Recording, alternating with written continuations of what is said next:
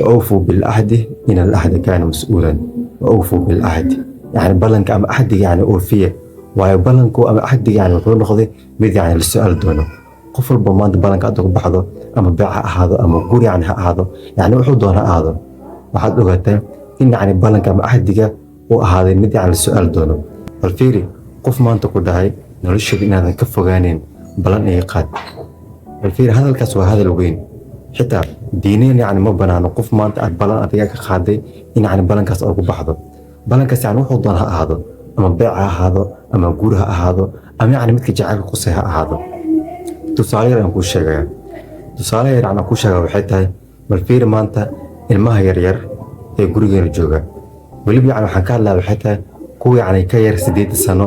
6 sano jirka ama 5 sano ama yani 4 sano yani wixii doona ha jiraan yani adliis inay ka yaryihiin 8 sano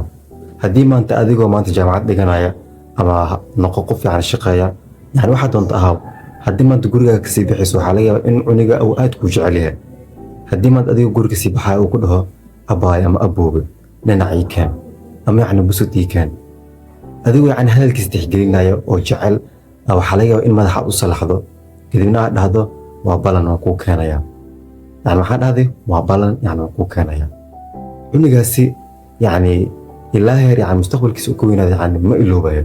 bal fiiri xitaa maalmaha kasoo gudubto ama weeg yani ha kasoo wareegato haddii adigoo dhahday inta yani madaxa u salaxdo waa ballan waan kuu keenaya habeenkii aad timaado yani inkiisu yani waa soo ilowday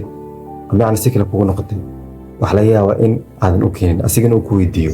yani muusan ilowin waayo ballan ka qaaday yani qalbigiisa waxuu ku abuurtay kalsooni iyo balan yani ilaa yani waxaas adigu u keento lagama yaabo cunigaas inuu iloobo haddii yani intaas aan kasoo gudubno bal fiir maanta qof dhan ruux dhan oo weyn